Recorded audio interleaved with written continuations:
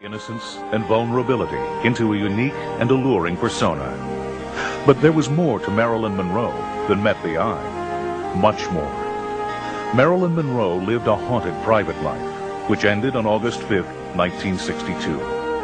Her death has been labeled a tragedy, a mystery, inevitable.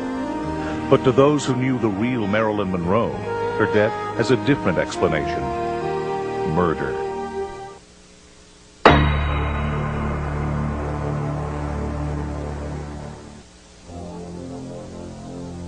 Marilyn Monroe was laid to rest on August 8, 1962.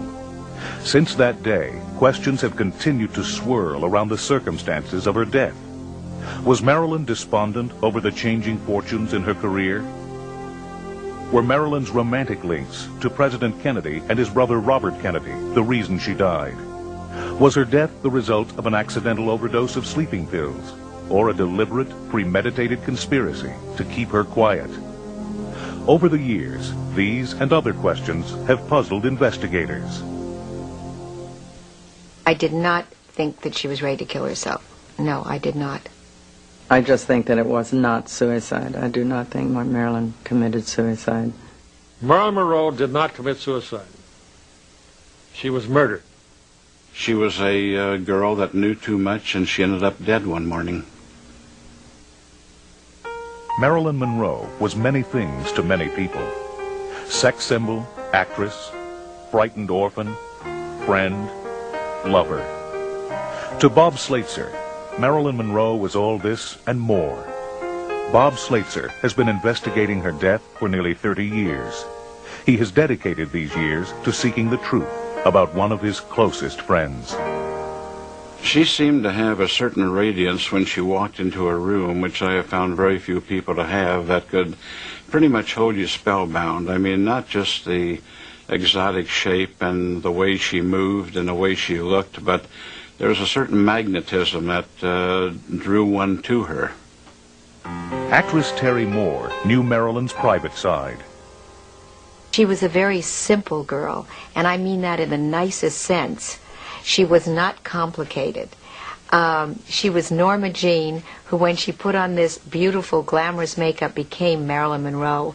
People complicated her life, situations, studios, but she always remained little Norma Jean. At the time of Marilyn's death, Jeannie Carmen was her neighbor and close friend.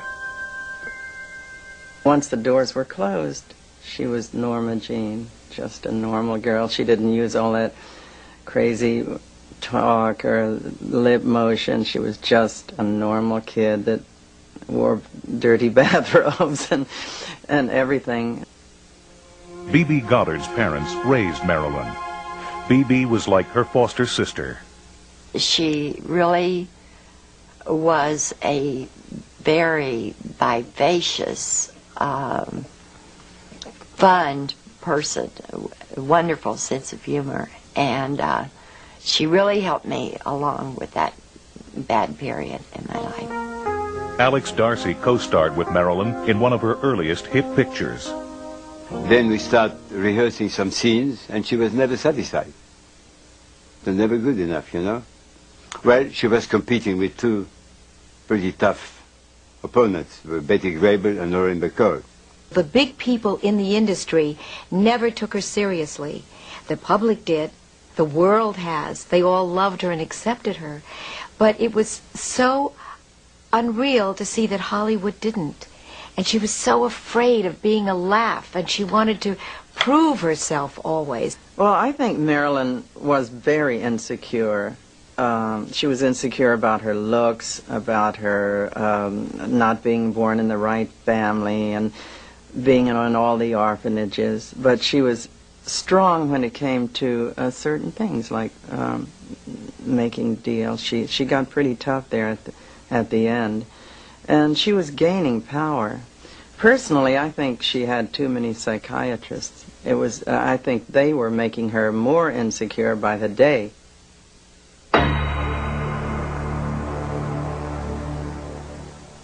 If Marilyn Monroe was the greatest star on the movie scene, John F. Kennedy was her counterpart in the political world.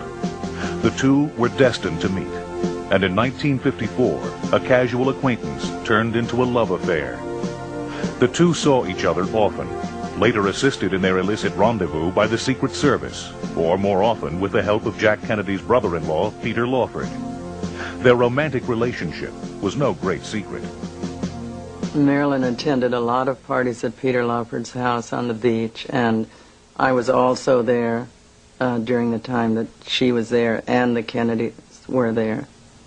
Jack Kennedy in person had such charisma, even more so than it ever photographed. Not only was he a handsome, attractive man, but he was the #1 man in the world, most powerful man in the whole world.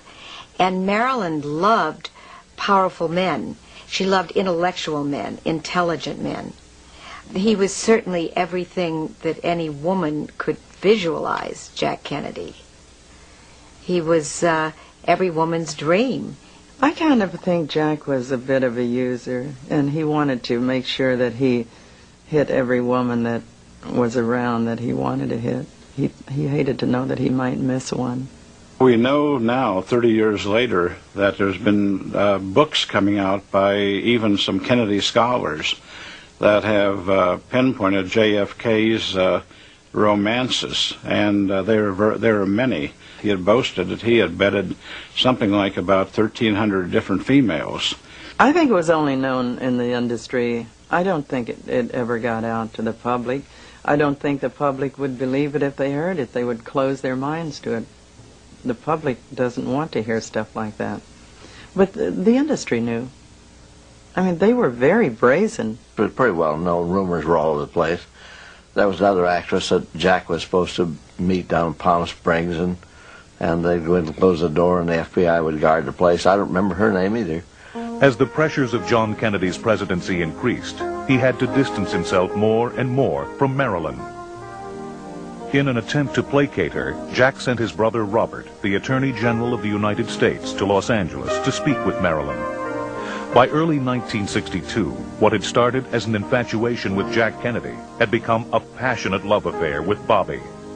At first, Marilyn was living out a dream. That dream soon turned into a nightmare. With Bobby, she believed he loved her. She really believed that he loved her and that he would be president and that she would be first lady.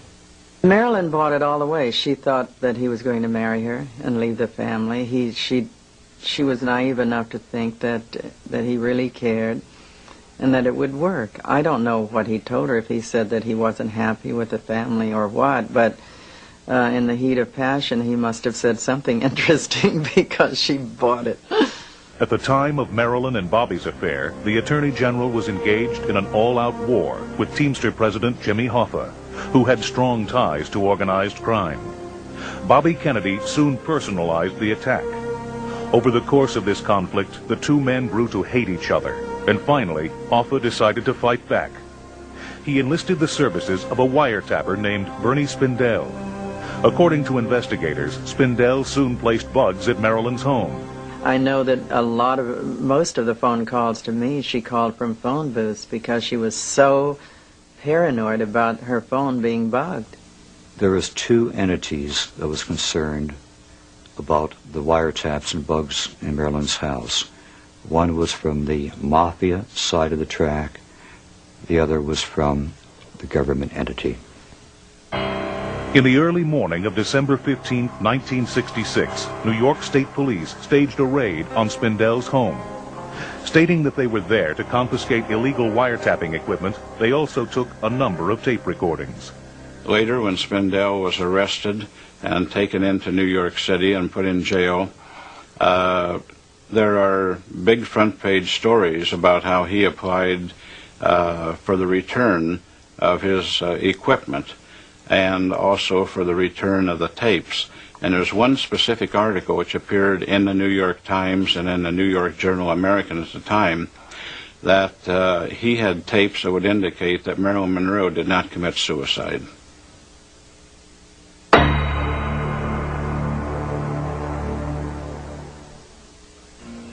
Marilyn kept a personal diary. she made a point of writing down some of her private conversations with Robert Kennedy. In this diary, Marilyn may have written out her own death sentence. She did keep a diary, yes. I saw it. And so did Bobby. That's why Bobby got very angry. It was the day that I was there that he discovered it. And he said, "Marilyn, what is this?" And she just said, "Oh, well, I've just been keeping some notes so that I could remember what, talk about with you and all that." And he threw it on the couch or the table, and he said, get rid of this, immediately. And that's when the relationship started going down the tubes. I always felt that diary was a walking time bomb she was carrying around with her and keeping in her file cabinet, which, by the way, was broken into the night of her death. Apparently, Marilyn was also under surveillance in her own home. At the time of her death, her psychiatrist was Dr. Ralph Greenson. According to investigators, Greenson arranged for Eunice Murray to become Marilyn's housekeeper. Mrs. Murray was to play a pivotal role in the death of Marilyn Monroe. And Marilyn was getting very suspicious of her. I don't think she knew why she was getting suspicious. She just started saying, Mrs. Murray is acting very weird, and I wonder what's going on. She was getting very suspicious. And it wasn't known until long after Marilyn's death, and probably back in the mid-'70s when Mrs. Murray wrote her autobiography about her times with Marilyn, that it was the first time that she ever admitted, and she didn't do this, I might say, to the police, but she admitted that she was a psychiatric nurse.